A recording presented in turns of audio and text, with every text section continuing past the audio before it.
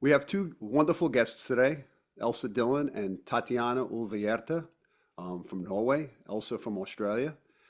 Elsa is the mom of 8 children with husband Richard Dillon, who live in Byron Bay Hills, Australia. They are a family of 10 experiences. Both Elsa and Richard are international fashion photographers, videographers, shooting celebrities, magazines, and advertising. Behind the scenes professionals for over 3 decades. As a family, the Dillons are having their second incarnation here on Gaia. They are a family of oversouls, also called in together to reincarnate. They receive messages from beings as an oversoul connection, have happenings with the paranormal with over 400 beings to date, many forms and multi-dimensional realms. My next guest is Tatjana Ulvehjerte, who's from Norway and grew up in a Norwegian indigenous reindeer herding family of the Sami people of northern Norway. She has had her first encounter with UAP, UFO, at the age of 5. She is a shamanic practitioner, healer, medium, spirit counselor, and trance channeler, and an ET contactee, and one of the founders of the UNN in Norway, which is Extraterrestrial Networking Norway. Her intention and vision is to bring a higher awareness and understanding of an intelligent, peaceful, and loving contact with the star people. So, I'd like to welcome both of you today. Thank you. Nice to be here again, Adam. Yep, absolutely. Yeah, nice to meet you both. So it's interesting because I find myself asking myself the question, what makes me interested in the things that I'm interested in? And I guess I pose that question to myself on a daily basis, and being in the company of people who aren't interested in some of the things I am, it stands out even further for me to actually go up that road. And I've always been a person who has, I think, gone against the grain or wanted to seek information and know what lies beyond the things that nobody's showing me. And I think the two of you as well have been, I'm sure had experiences that have placed you in this position of learning and knowing more than what meets the eye. And I certainly know that from hearing from both of you. Maybe one of you can share, like Tatjana, you said at age 5 you had this experience, but Elsa, in terms of your experiences, when was the earliest time that you can recall that you knew that things were different than what was seen by the naked eye? I have spoken of this before, but it's this one picture, and I'm 18 months old. I remember being conscious in that body or my body, and I remember going, their dialect is different. And so I couldn't actually speak then. And I remember looking at my sister, she was a baby. And I had my great-grandmother there and my mum and my grandfather, Papa. And yeah, that was the first acknowledgement of it. But then I find, and Tatjana, you might be able to confirm this, it goes in ebbs and flows. And so it will come in and then it resides in you, and it comes in and resides in you. And then sometimes it goes dormant in a few years too. And I've heard that this is because you're supposed to have a normal human experience here first, so you fully are able to integrate for whatever your role is here. Exactly. That's how I experiencing it too, with the ebbs and flows, and then it's dormant for a while, and then it comes full in. You have a lot of experiences, and then it just calms down so you can integrate it, right? And can slowly just, integrate it. But as you said, it's important for us to have like experienced the kind of normal human life as well. It's important. Otherwise, we probably shouldn't be here, or we couldn't be here otherwise. Yeah. How does it happen at such an early age in terms of what is the significance of being presented with information that's very difficult probably to digest or understand? Is there just an opening that needs to take place, or a certain a point of entry where that first needs to go on in order for it to evolve to a later position in life? I think you can relate it to the Steiner not prophecy, but belief system where, and I think Dolores Cannon and a few others, where they go to certain ages and then it goes into another shift of the human. Before the age of 2, you're raw, like we call them clean skins. Doesn't sound very good, but that's what we call it. So it's before the goop, because you have the family, then you have the immediate family, then you have what you see on television, because I had television as a child. As much as my kids don't think we had TV, but we did have TV. But then you had the school system, and so this is what we class as the goop. And so having it that early, that recognition is it's kind of like it's like an imprint. Is I'm thinking imprint maybe, yeah. They're like, okay, we're gonna give it to you now, bang, a stamp on you, and then we'll, like Tatjana said, we'll let it sleep in you for a little while. Yeah, it's interesting for myself. I know as I reach a certain point, probably in around 2009 and 2010, when I had Lyme disease, and I mentioned this. Um, that's when I knew that it was almost the biggest dark night of my soul in terms of dealing with some of the effects and the feelings that I was dealing with. But it was also the greatest awakening for myself, which put me on this path to understanding the information that I have now, or what I'm interested in. And for me, that suffering um, created an expansion for me to understand the world as a different place in terms of the things that you're mentioning that you saw at a young age. I guess I always had these little things that I was being distracted with my own trauma and drama in my own house that I grew up in. Um, in terms of the experience of first knowing that you had a contact with things that lie beyond this universe, what was the feeling like?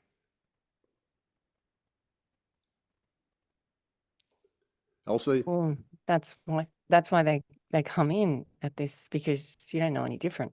Right, To you, it is what it is.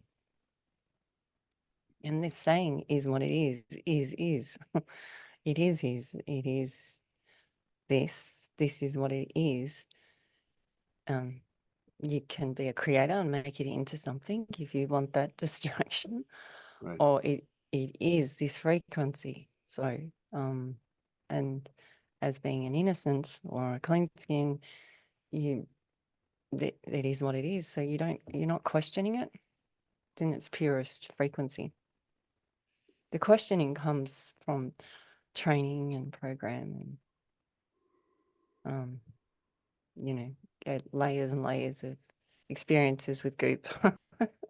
That's where the questioning comes from. But there is. So yeah, as an innocent, you don't question this.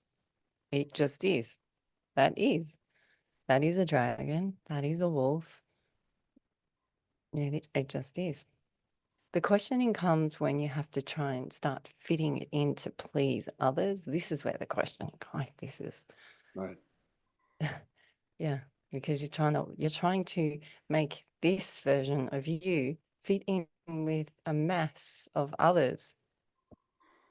And you're not supposed to fit in with everyone because everyone else is on their different path. And this mass fitting in is where the questioning, the doubt, the fear comes in. Oh, am I crazy? Should I be talking to wolves? Yeah, but to me, looking at Tatjana, the innocent child of Tatjana, why can't she talk to the wolf? Wolf's her friend. He showed up as a messenger, whether he was growling or whether he was being friendly, doesn't matter. He turned up as a friend. That's a gift, a fox crossing your path. This is a gift. They're telling you great things. Can you tap into it as an innocent? This is, you hear a lot of people say, return to your inner child. Yeah. And the inner child is just the de-gooped version of you. Yeah. And Tatjana, do you want to say anything on that? Well, my experience was when I first, because that was my first encounter with something else, the light. I saw the UAP came, and my mother was there and my aunt was there as witnesses.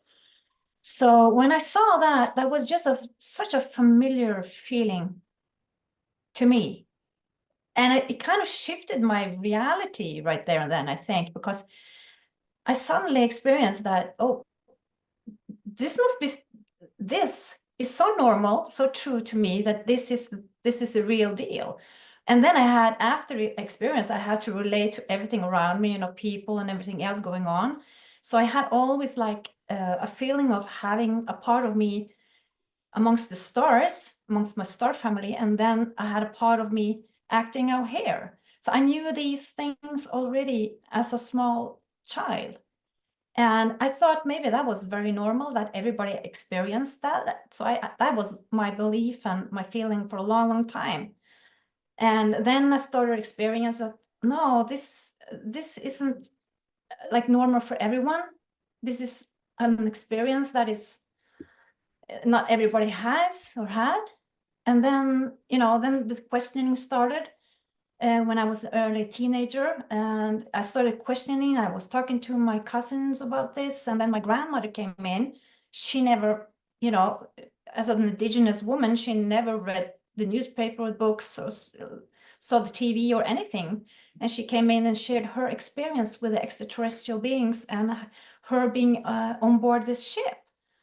And that also was a turning point in my life. And I said, oh my God, what I experienced is really the truth. And I had, and I embodied that, and I as the truth. And then from there, it just escalated, and I never ended asking questions about these things. And my search for the truth and for what it is, this extraterrestrial beings, these star families, and everything started from there. And then also all the experiences for real started too. So to me, it was very normal. But then when I experienced that it wasn't for everyone, that was the catalyzer to really explore this, to dive deep into it, and never giving up, never stop asking me questions. And that became my life, actually, until today. So, yeah. It's interesting. I don't know. I've not had an experience in terms of being on a ship, but in terms of having my dreams or having my experiences in my dreams and being in the contact and communicating with the both of you in terms of knowing your insight and knowing what you've experienced is inspiring to me. Did you want to say something, Elsa?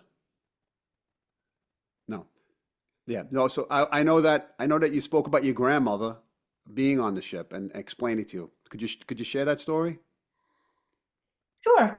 You can imagine how it felt, that experience, that she just came into the room and told us the whole story. And she said she hadn't spoken about it to anybody because she was afraid of them putting her into a asylum or something like that. So, but she said that since we were talking about this, she wanted to share that experience with us. And she started talking about it, that she was in a house, in a summer house we have in a rural place. It was, no roads there. We have to just walk through, the woods to get there. And she was going to bed. She was alone in that house, and she was going to bed. And she was sitting on the side of the bed, and she heard this voice who told her, you have to go down to the sea, to the boathouse, next to the sea, because the house is next to the sea, and then we have a boathouse there. And she was told, can you please go down to the boathouse? We are there waiting for you. And she said she couldn't ignore the voice. So she went down. And when she came down to the boathouse, she said she saw something was landed there. There stood something there. And when she explained it, she explained exactly how a spacecraft looks like. And we were like, oh my God, our grandmother is explaining this spaceship, because we have had a little bit, you know, research on that, but our grandmother, no. And so we just knew that this is true. And she said there were steps coming down from it, and they told her telepathically, because she hadn't had any word for telepathically, but she's explained how they spoke to her, and I knew immediately this is telepathy. And they asked her to go on board, onto the steps and go inside, and she did. She said she couldn't ignore the voice and the calling. So she went on, and then she said she came into this room. It was just this room full of light, like white light everywhere. She couldn't see anyone or anybody. She said that it was very weird because she could hear them talk to her, but she couldn't see anybody. So she was looking around, what's going on. And then she said, they told me to sit down. And she looked around, but she said, how can I sit down? There's no chairs here. Oh, they said, don't worry, just sit down. It's okay. And she sat down, and she said, can you believe it? She said, I sat down just in the air. There was no chair there, but I still could sit down. And she was amazed about that. And then she got, because she was, my grandmother was the one who cooked for the whole family. She was very, you know, into that. And she got a little bit scared and said, what's going on? And they said, we're just going to take you on a trip with us. Yeah, but she said, how I'm going to cook, and there's no food on board, and, you know, she got a little bit scared, and they said, no, don't worry about that. You will not need any food here. We promise you. So she said, okay, I'll go. And then she said she didn't see any windows right there, but then when they started to leave, she could see a window or something opening up in front of her, like a window. It just appeared, and she wanted to go and see, so she went out to see. And then she said, I could see like the house was getting smaller, then she could see the sea, and then she could see everything getting smaller and smaller, and she realized that they were lifting, and she could just, at the end, she could just see the whole earth as a small tennis ball.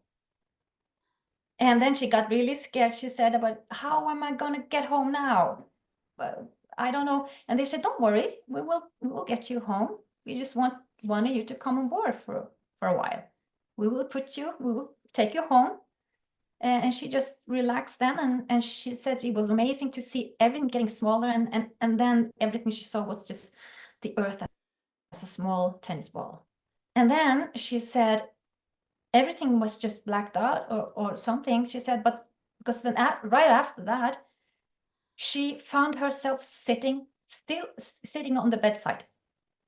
And she was looking around and said, this is weird. She said, I was just out there and somewhere else in space, and now I'm brought back onto my bedside again.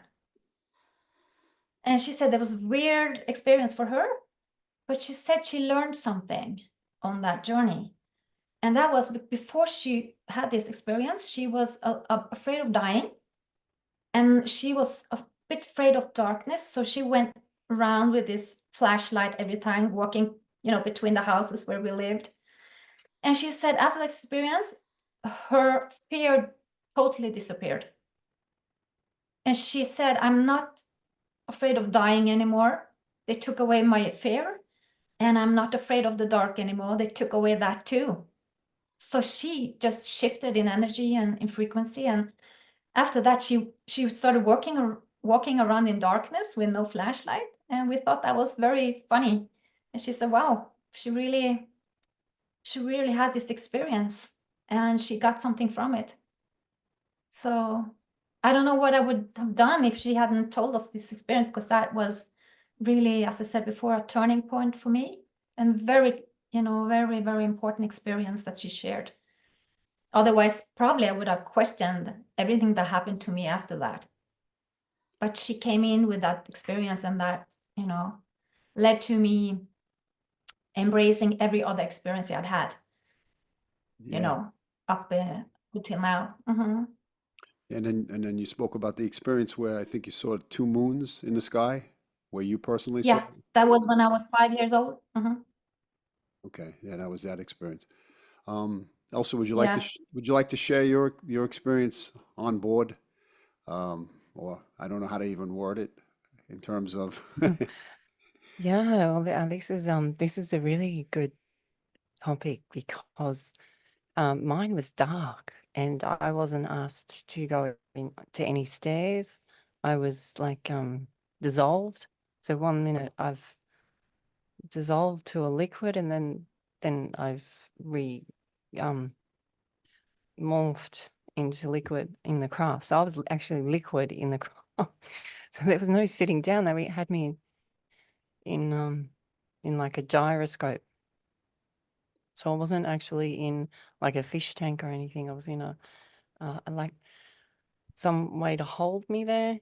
If it was just spinning around me, but also I was spinning in it, and then I started realizing that I could push my hands through my body. So I really did realize I wasn't that body down there. I was still in this substance, but I wasn't the same shape. So I felt like they did this possibly as entertainment. Let's give her something to entertain her, take her mind off being up here. So I'm wondering if it was actually just a form of distraction because I found it fascinating how, you know, how you turn your socks inside out when you're putting clothes away. This is what I was doing to my body. And so I found that it really distracted me in the first moments. And maybe this is what the human needs, is a distraction when you first get up there. But it was dark. I could see luminous light like you see in the ocean when you get the luminescence in the water. This is how I saw it.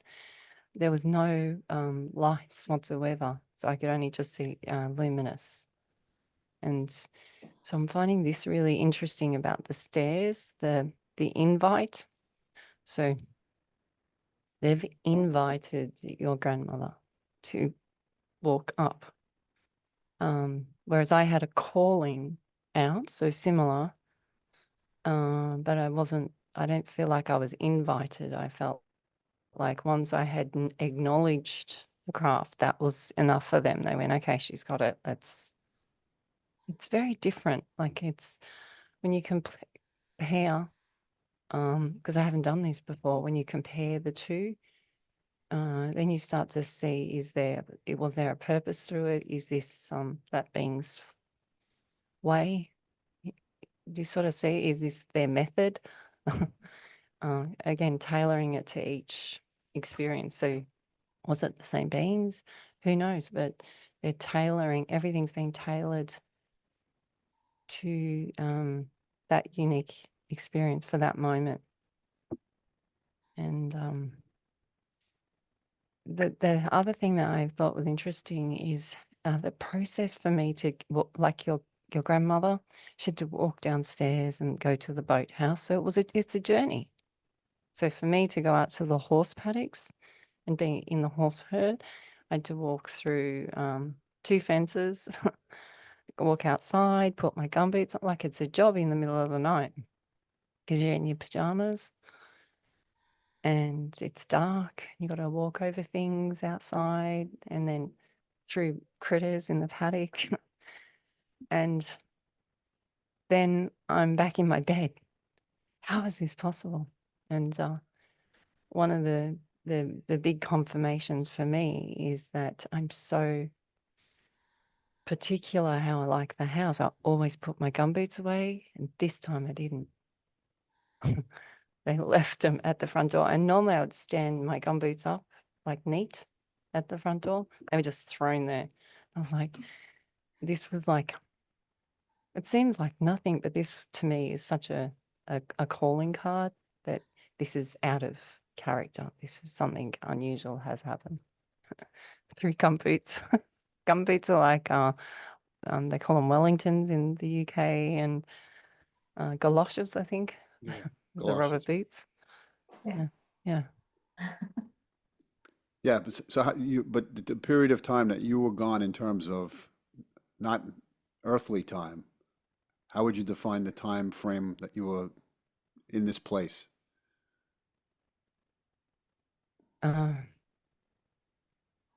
I felt like I was gone for, they showed me like decades.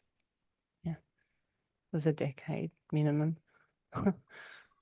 Um, so when I came home, this is interesting because this has come up a bit lately, is that the kids and family said that, they missed the first Elsa. When is she going to come back? And it's just lately, it's I felt a return, and so I've been baking bread how I used to back in that before that craft experience, and bringing versions of that me back through the sense of smell, having certain foods cooking in the house. And so again, this journey up until this point, I've had to have without versions of me, and then you go back and do the recall. And they said, yeah, she feels like Elsa again. Because when I woke up from telling the family of this experience on that day, and this was back in 2017, then they started to not like me or not resonate with me or not know who I am. So they felt intruded. Not only the family members, but all the animals as well, because they would like hiss at me. Like, so you imagine you got your dog or your cat, your hat, and then you go up to them and they go just like, oh, so I was like the stranger in the house. That was hard. That created many arguments and anger because where's she gone? Wow, They interesting. actually thought I was possessed. They thought I was yes, they thought I was demonic or something. Yeah. They said I smelled different. They didn't even call me my name or anything. This went on for a few months, and then that's when Richard went, that's it, let's go to kinesiology and see if we can unravel what had happened. But we didn't even think of this night of experience. So it was like Tatjana's grandmother, she was just back on the bed, right? It wasn't even a consideration. We just thought that maybe I was doing too many regresses or something with Neff. Or Did the That was animals? Yeah, go ahead. I'm sorry, Tatiana. Go ahead. no, you go ahead about the animals. Yeah, I was going to say about the animals in terms of picking up on the energy of was it residual energy that they picked up on, that was it a different frequency that they couldn't assimilate with what they were normally used to being around you, or was it something? it was a stranger. Yeah, okay, okay. So, when a stranger comes into the home, you don't go up and pat an animal when you just met, Right. But what was the what horses as well. and so what aspect did they pick up on that was taken away from you that now has somehow returned in some capacity, as you mentioned, with the cooking and the smell of assimilating yourself back in? How long did it take for them to assimilate to your energy or to your? Um, well, the kinesiology was very helpful because we acknowledge it. So there's something about the acknowledgement. This is that holds great power. So once we acknowledged it, I was like, oh, great, I'm not possessed. So that's been because I didn't feel I honestly did not feel any different. Right. And even now, I didn't feel any different looking back. But apparently I was. So you just like I'm looking at the family and the animals thinking, why don't they like me? What have I done? Is this fun? Is this is this some cruel joke? This is what I thought it was, a cruel joke. I was like, really? So I've brought 8 children. I've been trying to be a good citizen, trying to be a kind person, and this is how you treat me? Like, I was a bit angry as well. I go through waves of emotions because you know, I, I, it, I gave up, you know, a lot of my body time for the children as well. And now everyone doesn't like this. What is this? You know, so I found through the whole ascension process, they really do put you through some huge tests. They take away money, they take away being a woman, they take away being a mother, they've taken away being a pet owner. Now you've taken away my skin. So I think this is just to show you that what spirit is, Yeah. which is, you know, your will, the real power. Doesn't feel always like, it's not always a nice experience, I have to say. At the time, like reflecting back, I'm so pleased that it's happened the way it's happened, but it's not always, you know, I've got a smile on my face now, but I think that's just to present the information to say that it's okay, you'll get through it.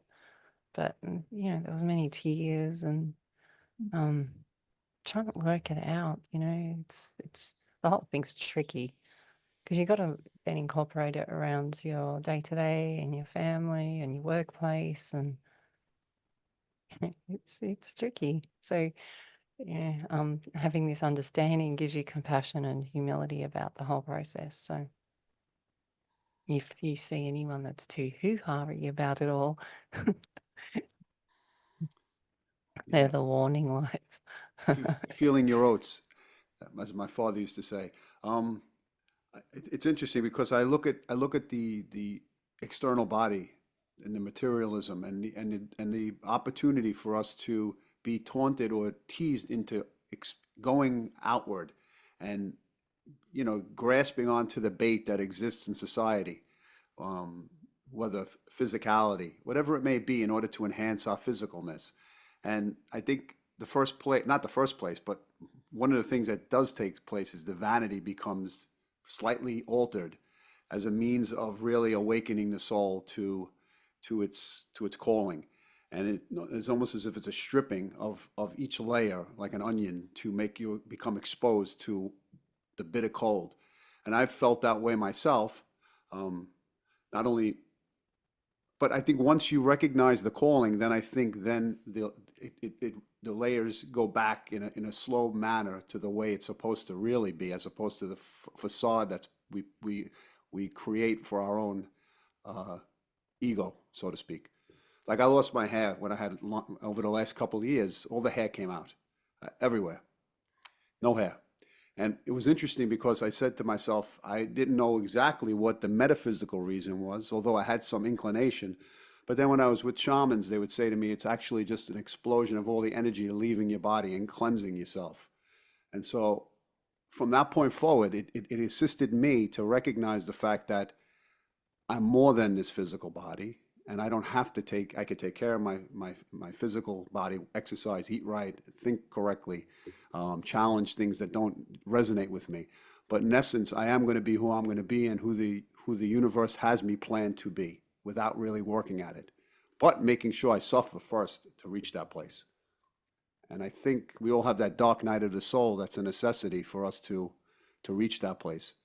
And sometimes you interact with people who are living in this life in not a fantasy, in a life of satisfaction. They're incarnated into this life to have this good experience. And people compare themselves with others and say, how come it's so easy for this person? Or how come I'm not experiencing what they're experiencing? Why did I have to go through this when they didn't go through that? And then I look at it like looking at people in nursery school or in elementary school. They're having fun, joyous in the playground. And I say, well, they're at that stage. And so, of course, they have fun. But they haven't reached another level yet. Or maybe they will and they not understand what exists. Not to judge them and not to be judged, but to just look at it as an observer. Yeah. So it leads me to what I don't know, but maybe entertainment now. But I think it was interesting, Elsa, what you said, and I really thank you for bringing that up, experiencing this experience of being a stranger amongst others, or other look upon you like you are some kind of a freak or a monster or whatever. I totally forgotten, but you reminded me of that I had an experience like that. I was together with this man for a while, and we were out eating, and I was just, as I always am, was normal eating, and he just dropped his knife and his fork, and he just stared at me. And I said, what are you staring at? And he said, where is Tatjana? He said, what did you do with Tatjana? Please bring her back. I said, are you gone mad? What are you talking about? And he was scared. I could see it in his face. And I got scared too. It's like, I just said, stop joking around. What are you saying? I'm right here. No, you're not. This is not you. Who are you? Where did you? And he was, talking about this like for 5 to 10 minutes, and I tried to calm him down, and nothing helped. So I just had to sit there and just wait for it to go away. And finally he started, getting normal again, and he's like, oh, thank God you're back. Where did you go? I said, I don't know what you're talking about. I still don't know what you're talking about. Yeah, but you went away. I don't know. I don't know what this is, I said. I don't know what this experience is, but I felt like I was here. No, you're not. So we started having this argument about this. And I was very strange. But I think at the end, I think we just calmed down, and I don't think he didn't quite settle with that. That changed him somehow, and it changed me too. So it was very weird. But I also remember that it also had happened with other people around me, that feeling that they are scared, or they're taking, they just back off. And as a young child or a teenager, early in my 20s, I had a problem with that, because I constantly was walking around thinking that, what is wrong with me? Is this something I did, said? And it happens all the time. And but that really made me go inward. So I always had this seeking inward, asking myself, so you could say. So it was a catalyst also to growth, as you mentioned, Adam. But these things happens to us so we can grow spiritually. And so I felt that every time that happened, I always had to reflect that and go inside and see, what is this? And after a while, I knew that this is not all on me. It's just happening. It's not happening to me. It's happening for me. Yeah. For my spiritual growth. So I learned to accept that, but it was a lonely time and frustrating. So yeah, I can really relate to that. So I'm glad, Elsa, that you brought it up. Mm. Really, I totally forgotten about that, but it's a part of the journey, my spiritual awakening and my spiritual journey. So it's an important journey. I think the tougher the ego that we're born with, the stronger the soul, I think the greater the challenge will be for us to love ourselves unconditionally. Not to say that just the ego itself, but I know for myself, I put up a facade as if I was strong and I could handle certain things growing up, but I was very internally sensitive to what was going on around me. And I realized that I was a crowd pleaser, and I didn't know how to love me because I didn't see it. I didn't feel that unconditional love from my parents. And as I'm growing up, I'm realizing that each detachment that I'm faced with is forcing me to turn towards myself to love me. And I didn't know how to, and I didn't want to, because you don't feel comfortable with the ickiness of the parts of yourself that you have that nobody liked or wanted. And so how do you exist by yourself in that lonely state, unless you're forced into that state to actually feel that? And I know that happened to me, and not to the extent of the situations that you were both presented with, but many times people will also say to me, are you here? You're not present. Or where are you? Where are you? I think Elsa confirmed where I could be possibly. In different, Exactly. but Can I yeah. say something? Because so you've talked about not being present, but yet you're going through, you are present, but you're just off somewhere else. And so now your guest at dinner said the same thing to you, Tatjana. It's like okay, we'll just put a spacer, I call them spacers, in the avatar for now, and then we'll just bring them over here, and they're gonna be there, hold ground on earth, but we're just gonna take them over here because we've got to go and talk to them for a while, and we'll send them back, and you come back in. That's what I'm feeling with what you both have said. It's you've come Yeah. back. I know Adam can do quite a few energies at once, but I feel like this story that you described, I could actually see you go somewhere. And they're just holding time, I guess. That's what they would, you understand what I'm saying? So you're at the dinner table, they're holding time, but they've actually taken you somewhere to do something. Yeah. And then you come back in going, there's no time gone. No, exactly. And you're going, what are you talking about? Exactly. And this is the same experience that I had. Like, there was no time. It was in the paddocks was time. Walking out to the paddocks was time, like your grandmother walking out. Then I was up, and then I'm there. And I hear a lot of experiences talk of this. It's just there. Then you're just there. There's no delay. There's no delay. So Oh, exactly. where does the delay come from in our human experience? Is the delay a program? Like, is this the time program? Like, what is that? Mm. I've never looked at it like this from this point of view, but so if the experiences are having no delays, what is this how it's meant to feel here? Is this part of the human experience? That feeling? Mm. Because like you first asked me, I said as a child, it's just is. It is where it's just that. But then now we're talking about at the dinner, it's he's saying you're back because he knowed. This is interesting. This is really good when you bring a few together, Adam, because you can dissect it better. So he said, "Oh, you're back." Do you think it was 5 minutes or 10 minutes? Actually, I don't know. It's just that, the mind starts putting it into time and space, and you just try to rationalize it. And was it 5? Was it 10 minutes? How long has it been going on? I don't know. Yeah, like, was it the whole just dinner? is. Yeah, it's like you said, it just is in the moment.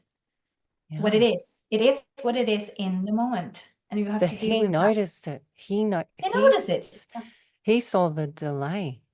Yeah, he That's must have. that's what I'm bringing attention to. He saw it. Yeah. It's amazing, Yeah. right? Like, this is It was, yeah. that's Amazing amazing. experience. Yeah, he had So he had for sure an experience, and I was like, what happened? We had this conversation going on back and forth, and it was really weird and almost unreal. So maybe it was, unreal. What is unreal? Maybe it was real, but then taking it back to what we experience as unreal. I don't know. It's hard to put it in some kind of box. It just happened, and all I could feel and see, what I could see his reactions was, my goodness. I could see he had a real experience because I saw that, change in his face and emotions and everything. And I was like a bystander, like only like a consciousness sitting there, having an experience with him, having an experience with me. So it was. So that's his ET encounter. Yeah. Do you get what I'm saying? This is Yeah. This Yeah. is so amazing. So A you're mirror. off. Yeah. So he's also time stamped it. So he's seen Ah, the yeah. before, Yeah. and so because you never hear of this much of people. No. So because you always hear of the experiencer, but now the experiencer is having an experiencer with the experience. See how Exactly. multidimensional it becomes. Exactly. Yeah. Wow, this is so cool. Thank you. This Ah, is a great. This is thank you This for the is really reminder. good analyzing. Yeah. Yeah. Yeah, that's interesting because So I had these the, experiences as well later on, but it was more like a shape shifting when we're talking about the shamanic practitioning and practicing like a the shamanism. And I also had that later on with people that could see that my face actually physically changed into animals, into older people, and that scared them too. But I was sitting in a trance then. I could kind of like, I was half back and forth, but I was in trance, and I could see they reacting to my face, looking at me. Oh, now there's a wolf there. Oh, now this is elder woman, and now this is this alien, and now it was shifting like very fast. And they said that they wish they had a camera there, film cameras, they could film the shifts in my face, but I believe that it wasn't supposed to be like that. But so that was also an experience. I was in a trance and way, back and forth, and I could see their expressions on their faces, like they got scared, and then they got really, and all these emotions. So it's very interesting what's going on. This subject is very interesting. as I just said a minute ago, in terms of mirroring, without the mirror, you wouldn't be able to see the experience. Without the person opposite you or a family members resonating, or animals showing a distaste for your energetic body or whatever doesn't resonate, we need that reflection so that we can feel what the shift is, or where we're going, or where we're headed. So I think that's a necessary component. Again, it's interesting, and I find that if you're around people, maybe they are having the same experience as you said, Elsa, in terms of having it as a reflection back, but voicing it. And very fascinating, very fascinating. Elsa has an interesting story with her family itself, in terms of the experiences that they've had, and the connection to Nefertiti, uh, from Egypt, and that whole history itself. And it's a large and a very deep story itself, and fascinating. Is there a way, Elsa, that you can summarize a little bit to give an interesting aspect of it that would be relative with regards to Nefertiti itself, the meeting of Nefertiti and Sedona? And interestingly enough, it's funny because I work with I was making photos, and you sent over something with an image, and I looked at the Nikon image, which said Nef. The file is called Nef, N-E-F. So it was ironic because she sent something over with Nefertiti, the meeting of the meet, and then I open up the Nikon file. As soon as I open up, it said, I know the files are called Nef, N-E-F. And so I instantly thought of Nefertiti and what Elsa was doing. But as Elsa would say, or many of us would say, there are no accidents. So go ahead, Elsa, if you'd like to share a little. So this last month has taken me back to our old home where the first acts with Nef in purpose, or we made acknowledgement that I was going to go and meet her. And so this sort of started at this home, and the home's called Sedona. They took me back to this home, and with it sees pyramids to the west. It's on top of a hill, and then we were having to check the fence lines because we were taking our horses back to this property for more grass. Anyway, we're checking the fence lines, and little Ginger says, "Mum, come have a look at this." And they've cut all the trees down. I was very sad because I loved all the trees there. They're big, big, huge trees. Anyway, I go down to check the fence, and she goes, "Come have a look who's here." And I was like, "Oh."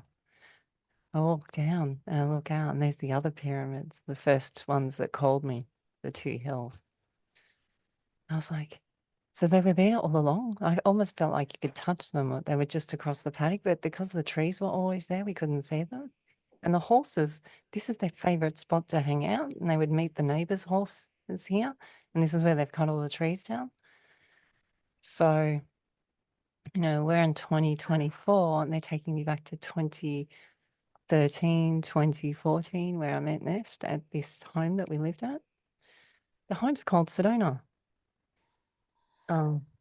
So the home is called Sedona. And they keep saying to me it's about they wanted the picture with Adam was about the meeting. And that's what we do when we meet. Like now we're meeting. So my meet, it sounds horrible, doesn't it? Meet, my meet, your meet, our meat's body. They call it the meat body. It's not, it doesn't sound good. I'm sorry, but this meat is meeting another ET. This is the word, me, ET. So this Sedona took me back there to re-meet what was going on there. This was also the last place we saw a little white dog. So I passed his energy where we buried him. And I realized that the hills were always calling me there as well. And again, all these stages that happen in this meeting are connecting back with that timeline. And then I see the changes come through, and then they start saying, "We've just found this in the news or something in history," so it changes. And this is what I find interesting, because there is no history. It's just another layer of the day, another layer of the day, another layer of the day. And this is his story is forward, not back. They keep showing me it's forward, not back. So it's just running at the same time. They keep showing me it's not over. There's no end game. It's just it's running. It's a continual running. And I don't know, I didn't answer the question, did I? Neff. How do I explain Neff? It's we met Neff before the ET, so that was and it's one thing to have it as an experience as just you, but when your whole family start coming into it, then the protective mother comes through. I don't want to do this. Can't you give me somebody else? Like the whole cute human comes. I call it the cute human because it's like they pat the human on the head going, "Oh, isn't that funny? That's how they're going to do it. All right, take that away." Like you said, they if you're holding on to something, Adam, they go, "Okay, well, we'll just detach you from that for a bit." Yeah. So you can really see what we're talking about, and you can collect it back, but you have to understand it in its truest form. So we started understanding that the timelines, the children and the age and the same sex as these timelines, and we kept saying, "How can this be? How can this be?" It wasn't just me, it was my immediate family. So then we now have my mother and father. Then we actually met other characters in the timeline present. We had a satay, a present. Like, I'm going, how can this be? How can this be? But and even, yesterday, I guess I would say something and I go, how can this be? Because I still to this day, I'm still a human. So I go into shock. How can this all happen? How can this happen? How this dovetailing I'm having with someone overseas, or this dovetailing I'm having with someone here now? How is this happening? How is this happening? And they keep saying, it's part of the show. It's part of the show. The ones that ask the questions, the seekers, they're necessary to assist the others. So you ask the questions. Yeah, people like, Tatjana and yourself, and you help hold the torch like the Olympics in the relay. Yeah, so Baton. you're passing the baton. You're sharing. Yeah, give and receive. And it's a continual running. It's not there's no race. It's just continual. And the seekers find the others, the seekers who can keep detaching and keep cleaning themselves up, they find the other ones like we have today. And this is when the real excitement starts, because then you have shifts, huge shifts, growth, expansion, these stories that you've shared, Tatjana and Adam, the seekers coming together. We were told at this time too by an astrologer in 97, we were told that you won't meet any of the others. They have to have their own journeys. Then you will all meet. That's what they showed me. I was like, who will meet? Because I was like in the fashion industry then. So I was like, what do you mean? So all these photographers are going to meet? What are these people that are all going to meet? And it was the meeting, which is your picture, Adam, the meeting. Yeah. So thank you Interesting. for that last week. Absolutely. Yeah, it's so. I mean, you didn't get into this to the background, but it's so much information. Like so interesting.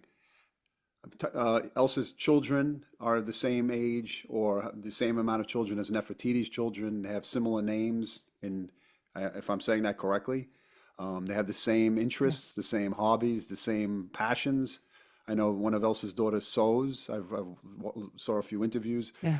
One of her daughters sews, and in the tombs themselves, one of Nefertiti's daughter had a sewing thing with clothing and fabrics in one of the tombs itself. The other ones are drawers. They draw figures of some of the contacts that they've had, and obviously you have some of your drawings as well, Tatjana. Yes. I don't know if this was the time to show that now or share that now, if you have any of that, or interesting. But let's Sure.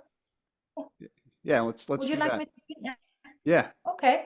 Yeah, I have them here because when I had these different encounters with these star beings or my star family, I always sat down afterwards and drew them because I wanted to be fresh and remember. So I just wanted to, as a remembrance of them. So I have quite a few. So I don't. I can just share just a short story about it. Otherwise, I will take up too much time go ahead. because Yeah, there's so many. Yeah, this is one of them. He looks a little bit scary though, but he represented himself as one of the elders or the elder race builders. He was there building, he was one of the builders or the elders as he presented himself. And actually I saw him actually with my physical eyes. He was lying next to me in my bed. I could feel somebody laying down next to me in my bed, and I felt, oh, okay, if I now turn around, I will see somebody. And it took a while before I dared to turn around, but when I did, I saw him, and I looked, and I was immediately drawn into his eyes. And when I looked into his eyes, I went into space. He showed me this beautiful space with planets and stars and everything. I was on a journey. I was traveling through his eyes out in outer space, seeing all these beautiful things. wow. And then when I came back, I could see he vanished.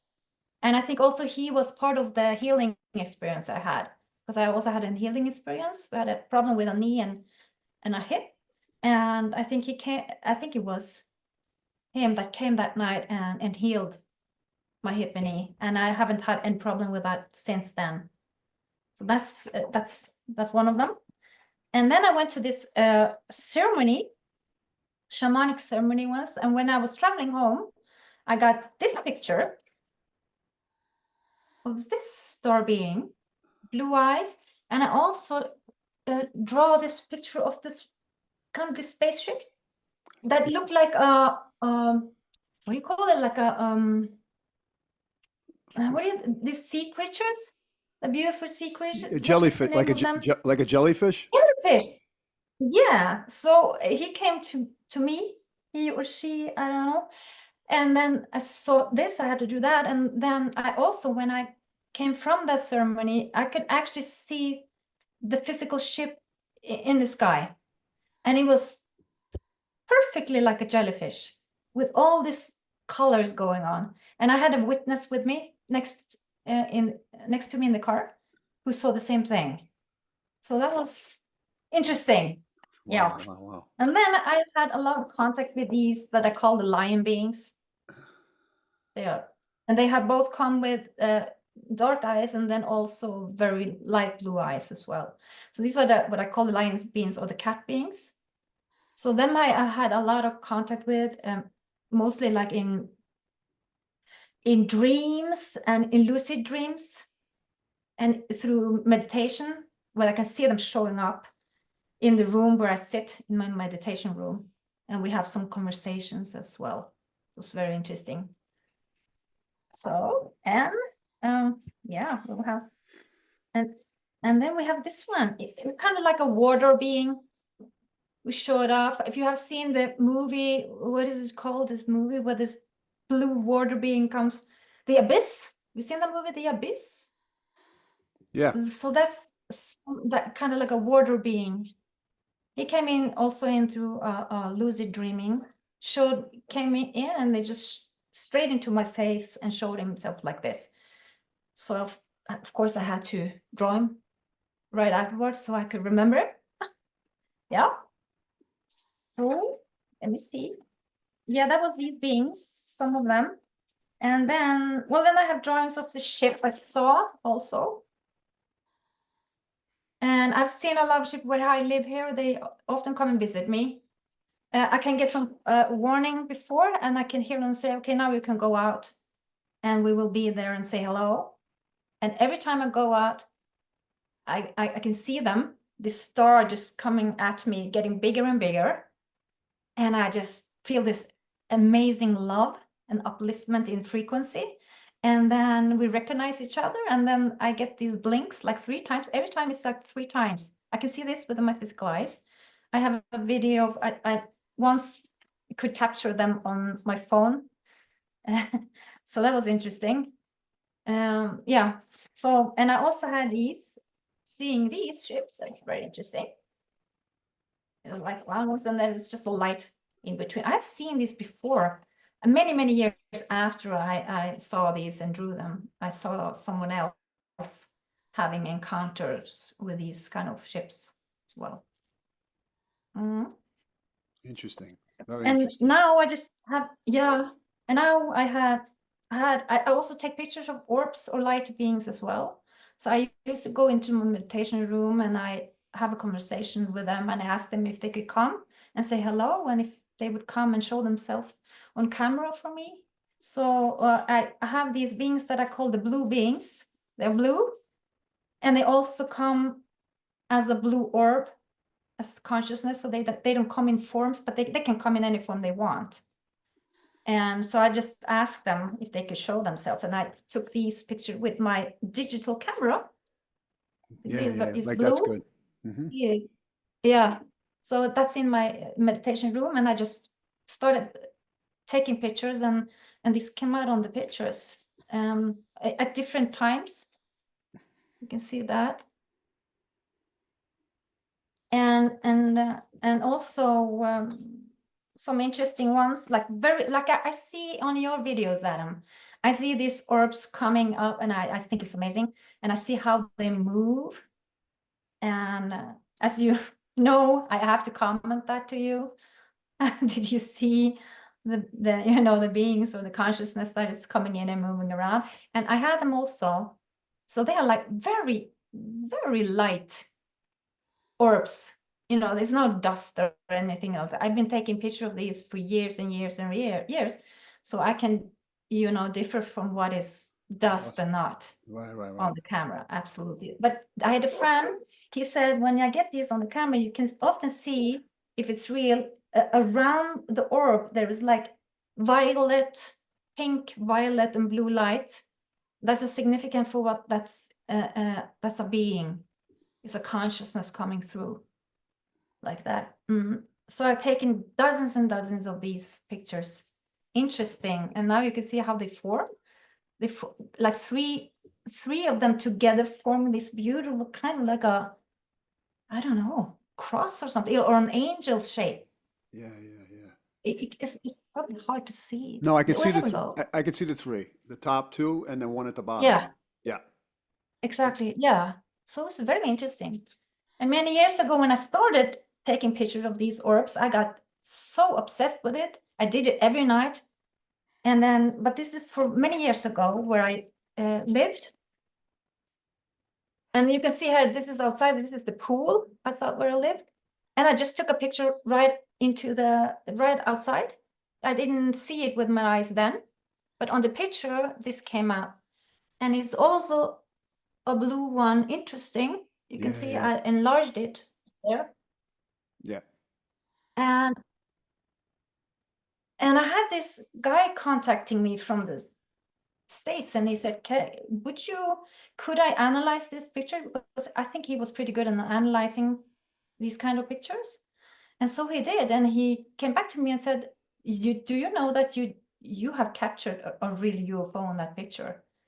Because he Wow. analyzed that, and he said, I could even see the windows there. So that was fun. So Yeah, wow. yeah. So I have taken a lot of those pictures. Yeah, and also I get so very excited about this. I'm sorry, I'm going about this. And then this is one also, and it's golden. It's a golden orb. And Yeah. if you can, how is it? Yeah, I don't know if you can see it, right? But you can see there's a being in there. Yeah, in the And upper top. to me, yeah. And then this was next to a picture of the Buddha I had in my house. And actually on that orb, you can see a being sitting like in meditation, like Buddha. Wow. So that was fascinating as well. Interesting. Yeah. Interesting. Wow. So I have so many, yeah. Okay, so now So that it's you been showed an us interesting journey. now that you showed us the portfolio, you get the job. Yeah. No, man, You interesting. get a job, yeah. Um, I don't know Exactly. if Elsa wanted, Elsa, I don't know if you had any photos or anything that your children drew that you wanted to present, or if you have anything. Can I speak of Tatjana's? Go ahead. Yeah, so the last one is shield. You had it with the Buddha. And as soon as I saw it, I understood the language of the lines in it, and it was very familiar. So they Wow. showed me shield and she yield. So she yield has only just come up this week for me because this is how it happens. It's a need to know basis, they always say. So they just present it just before I met Adam, I got my Lyme disease back that week. I hadn't had it for a decade since being at Sedona. And then 1 week or 2 weeks before I met Adam, I get Lyme disease again. I was like, what? And then I didn't realize. So I'm just saying the dovetailing. So this she yield is a really positive message of what's coming. It's the she's guild yield its wealth. It's coming. It's everything that you've done prior is now you yield it. Yeah, you the guild yield. It's this is I can't explain. It's like the golden compass at Shield. That's what it looks like in 2D. And they're saying spin it. Yeah, each layer of that gold shield. So you carry that in you. And this is a good sign. I love So it's interesting meeting others who see things. So when you meet others who see things and you come together, it's like a, yeah, it's like not a Pyramid. completion, but it's like a, yeah, it's a peak. Peak. So this is, and the last you finished on that picture too. So you took me through a journey of your beings that you chose in the order that you did. And you started with the big one in the beginning. And as you were saying space, I went, oh, I wonder if they took her through the galactics. And then you said you went through the eyes, and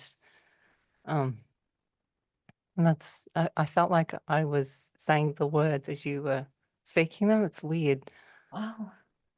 Yeah, Amazing. it is. It's weird. So, but the way you showed those drawings told me a story of the last one. So the last one was like, and here's the golden compass at the end. Like it's that's why I was saying this is not only is the picture beautiful and the way you presented it, but it's actually the word she yield is huge. Wow. Confirmation for now where we are. And this is Wow. what seems to be happening with our family, is that we go, okay, take all that and now apply it. This is where we're at now. And I feel this is, I think there's a lot of chaos going on, but as the pendulum swings, that means it's also great as well going on. So as crazy as the chaos is in what's happening, the greatness is happening. And that moment when he showed me this gold, it's to me one of those moments. Yeah, that was Yeah. amazing. Thank you for sharing. I hadn't planned it was when I showed the picture, it just went by itself because it wasn't in order as I put them. It was weird. I was thinking while I was showing, it's like, no, this should actually come before that and that, but it happened in that way by itself. So thank you for the confirmation and that you are collaborating on it, because that made sense now. But as I was showing them, I was like, why do I show them in this way? Because I had put them in another, sections for this first and that, and then, but it didn't end up like that. So, wow. Well, the I second really last one. appreciate what you were saying, what you were, yeah, it's very valuable, and thank you. Well, the It means a second, lot. oh yeah, well, it means a lot to me. The second last one is Valley of Eve.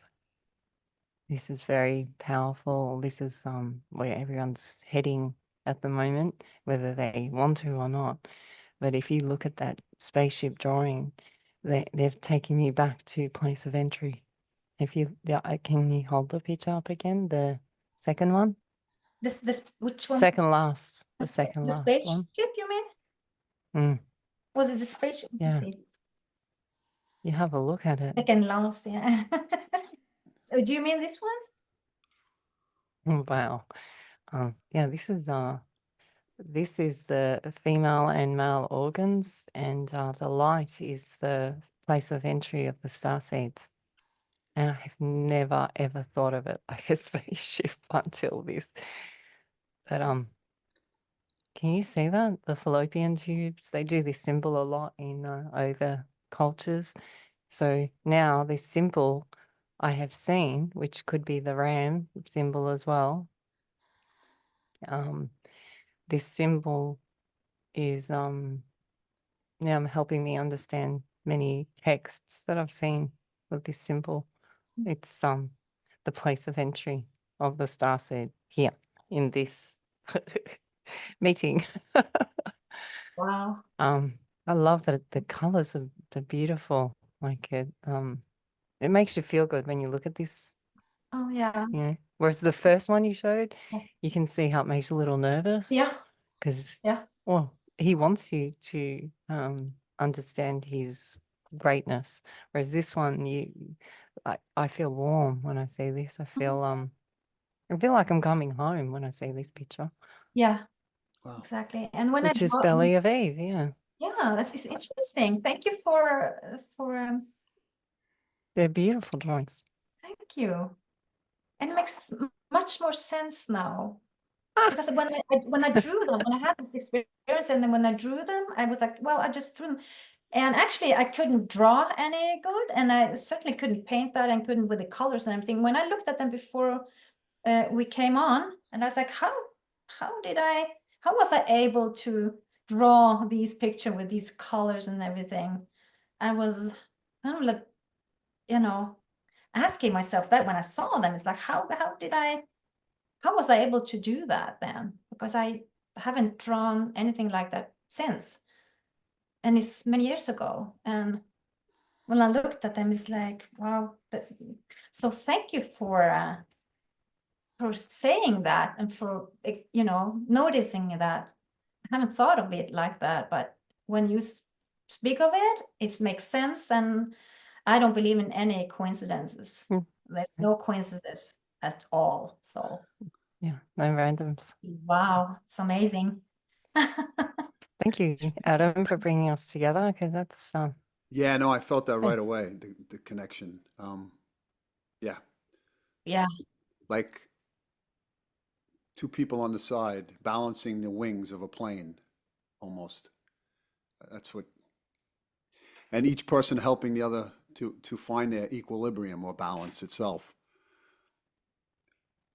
assisting with information and with, we get caught up in the story, we lose our essence, our true self, and we're reminded of our innocence or our power as well, in with being amongst ourselves, communicating, and the connection that I feel deeply connected, like coming home, um, communicating, and it's hard for me to feel that way communicating with others in some capacity. So it feels a little lonely at times. Yeah, but this information that you're sharing with me, it makes me, it warms me up, because I remember as a child, I think my connection with the stars was drawing spaceships. As a kid, I was deeply fascinated with the Apollo launches, going to the moon and drawing spaceships, watching the astronauts go up to space. And then somehow that went away, that that that feeling. But I've revisited it now and been awoken to it on my natural DNA's journey of, I guess, returning to being around people who light my fire as well. apply all, no, apply whole to all. So you'll be apply pillar to all. So you've done this with, you're going to bring a lot of people together, because you'll be able to hold the pillar for the energies of the others to just easily come through and have discussions like this. You're going to have like powwows. Powwows. Yeah, I see quite a few coming now. This is just an ignite of it, but the Apollo is you can hold the pillar for all, so you'll be able to bring many, like Tatjana and myself, together and just almost be neutral to the information, so it Yeah. shares easily.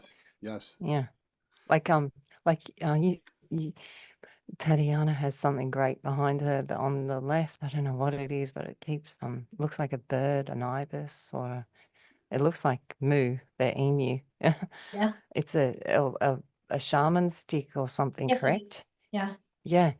This is how I see Adam. He'll be able to hold his, like, the talking stick, or the pillar frequency, and well, I mean, you've already been doing it for a long time, Adam, with the interviews, but now you'll be pulling them all in now, like you did with this, with as being a teacher. Yeah, You're just taking the same group, the group of the high vibrating ones, and now you're doing it with this group. It's the same thing. To Yeah. teach the seekers each other. Yeah, because I've absolutely. learned a lot from Tatjana now. So thank you, Tatjana. Thank you. Yeah, Yeah, I can say that before no, I go ahead, came go on. ahead. I could also say that, Adam. I could Say, also say that before I came on, but now you're having like me and Elsa there, and you are here with us, and I could sense the same thing as you're talking about now, Elsa, that this is something, this is a start on something that you're creating, like a safe place or a safe room for all of us that has been through this journey, spiritual awakening journey, and coming together, and you facilitating that, or you are the pillar, as Elsa said, that you are like the stick or the power that brings us together in a safe place, and where we start the new from there. new Whatever paradigm. it is, something that's going to happen. There's something that's going to flourish or explode in some way, in a good way. There's something new coming in, and you are the pillar for it. And it's amazing. Yeah, absolutely agree what Elsa says. I can really resonate with that. It's amazing how I feel that when we come together like this, how we can confirm each other, or we can, right? How we Yeah, can see, we're like puzzles in a big puzzle, and we come together and we create something wonderful, something beautiful together. yeah. Which is necessary, which is a strength to this world, a strength to people, a strength to whatever is coming, and the new era we are Yeah. going into. Well, I Yeah, thank you. I very important work. thank you for that insight from both of you and support. And I know from my own experience that it's important for me to be grounded on this earth as well as be in the stars together in combination in some capacity. Because for me to be, I don't know, I want to be authentic.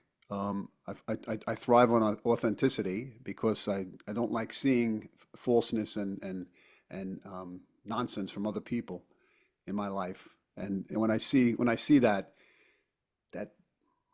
I don't know, it turns me away. So hopefully I'm able to, yeah, be inspired by the people around Apply, me. Yeah, yeah. apply As pole to all. it's funny. It's funny how When you. did you first draw Apollo? I would say when I was five. Well, there you go. That's it. 5. 1969. Yeah, 4 or 5 years old. The Yes. magic 5, right? Yeah, absolutely. All right, maybe we'll wrap this up a little bit, and each person can leave us with a message, maybe something that you receive, because all the experiences that we've had have been put you in a state of questioning, but there's a sense of certainty that has come through with this connection that you have from the beings above and from the information that you receive. And so the strength of it is what is important, because there's a strong message for it, and there's different interpretations, but they all resonate in the same frequency to some extent. So maybe you could share a message or share something that you see coming for maybe society, for yourself, or a message for the audience that's relevant for you, relevant to share. Are you asking me, Adam? Yeah, I guess you can. Yeah, yes. Okay, I can go first, and then I can share. Well, what comes to me first is that never forget your humanness, because as humans, as true humans, we are spiritual, true humans. Or they are telling us, my friends or my star family, they often come and repeat the same message over and over again, sometimes using different words, but it's always like the source is the same in a way. So they are telling us never to step away from or lose our humanness, because we have something very special with being humans. Being humans is being kind, being compassionate, being capable of loving, to love, and that can never be taken away from us. That is unique when it comes to us as humans. You know, we have that capacity, and we are here as custodians on this earth, and not to exploit or use anybody or mistreat anybody. We're here as custodians to take care of, to live in harmony with nature, animals. We must not forget the animals. What is happening to them is awful. But we are here to help, to raise the vibration and the consciousness and the knowledge and truth about how to actually act as human beings, as conscious, living human beings with the capacity to love, to be kind. You know, this is very important because in these days, the elite, I don't like to talk about that, but those who runs the world are trying to implement transhumanism. And we have to be careful with that, actually. There's a lot of wonderful technology, of course, that we should implement to help with certain things, but we should be careful not to implement transhumanism, because once we do that, we lose our humanness, and there's no way back, actually. So they are actually warning us to don't go too far into the transhumanism and to look out for that, and instead seeking peace and harmony and love, and coming back to ourself, the nature, as true living spiritual beings, and connect with the nature and the earth and the animals and all living things again. When we do that, we stay in our own powers, and it's like we become superhumans, and we can create whatever we want. You know, so it's, yeah. And actually, but just to keep in touch with who we are as humans. Kindness, compassion, be in service of others. So I think that's the message that's important right now. And steer away from powers there who trying to take too much control of us and steer us into a future that is no good. That causes us to lose our humanness. Yeah. And we don't want that. No. Yeah. Okay. Thank you very much for that. I second that feeling as well. There's a song, right? So you ditto it. Okay, I ditto that as well. Yes, I ditto. I agree completely with the transhumanism, but I also think that as if we're able to keep our perception open, and the imagination of what's capable of coming through on a negative level, then we're able to keep ourselves, I don't know how to word it. Well, in essence, I mean, if our perception is not distorted, and we keep our third eye open, and we keep ourselves healthy, our chakra systems moving, and keeping ourselves eating right nutritionally and exercising, and just keeping ourselves at a high frequency, I think our perception will see the things that you just mentioned, and keep us grounded as well as keep us connected to the stars. So thank you for Exactly. Very important. thank you for sharing that. Thank you. Thank you, Adam. Thank you. Yeah. Elsa? So I think this hot week is about the seeker. So to seeker or seeker. So to seeker is to see magic. So the seekers will drag the ions, so dragon energy, drag ions of the others. This is it's in your land, it's actually in our belief system, the birthday of the drag. The 1st of August is the horse birthday in Australia, and this is the dragon. This is her energy. And so now this moves forward, and Shield, she yields, so she had the golden compass, and that's what they keep saying. The seekers, the ones that see the light, the ones that see the gold, it won't matter about all the other, because one, they can't handle the vibration. They seem to really spin off quite quickly, we notice. But the seekers will be so excited and enjoying the pleasure and the relief of meeting others like yourselves. this seeking, it's contagious. It's like a big snowball. So you just keep going that way. So all this doesn't, it can go on or peter out, but that's fine, because you'll be doing this, pulling the walking into the forward of it, the forefathers of it. Yeah. So it's hard. It is tricky because you do, like you said, Tatjana, you're still a human.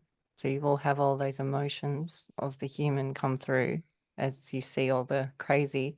But this magic and the light will feel so uplifting that it will just keep energizing you enough to keep going, because you already understand it from all what got you to this point. So, and if you don't feel that when you hear people like myself speak or Tatjana speak, you feel anger or a niggle or annoyed, irritation. This is so good, because this is that feeling that you have from someone like myself is an opportunity for you to heal in you. It's not me that you're irritated with, it's something in them. And so if they can hear our words and say they hear our words and they don't like one of us or something, they can use that as a tool to help themselves so that they can move. Because it's like that being that showed up for Tatjana, the first one. He went, okay, well, she has a knot here and a knot here. We'll unravel those knots with the golden compass. We'll clean it up. She doesn't need those. She doesn't need to hold those anchors anymore. And now send her back. She's on her way. That's what we'll be doing with when you bring in people, Adam, and you meet that others will see the seekers and then be able to move with them or heal or not. Right. It's their choice. Yeah, as a human, it's their choice. Mhm. Yeah, I Thank think, you, both yeah, of you. Thank you. You. yeah, I'm inspired by being in contact and receiving the downloads of information that are passed on to give me insight into things I don't understand to some extent, but the theme of wonder and what awaits, and always seeking and looking for information that helps my soul evolve to a higher level, to be a lighthouse like the both of you are, of giving out a light and hoping that the ships that are lost at sea find their way on their own to and navigate themselves to safe land and a sense of, I guess, peace and joy. Yeah, so I'm inspired, and I feel the I'm inspired energy. too. Yeah, I feel the energy, and I feel the opportunity to be able to resonate at a message that my soul feels. That doesn't resonate with the external world, which creates the dichotomy of off here, but good here, which is a vibration that's a little off, but I'm getting there. I'm getting there. I'm feeling the reverberations of others. Okay, so I want to thank you both for joining me, and bless you. Amen. I send positive energy, some positive energy, healing energy, and love and light, and thank you. Thank you. Thank you so much. It's nice seeing you again, Adam. Yeah, it's Thank you, nice seeing Elsa. It you. was wonderful meeting you. Yeah. Lovely to This meet is both of you again. Thank you. you. Yes, this is very uplifting. Let me see. I hope to see you again sometime.